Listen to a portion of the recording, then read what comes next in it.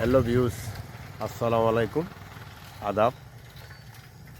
আজ সারা পৃথিবীর মধ্যে ঈদের আনন্দ।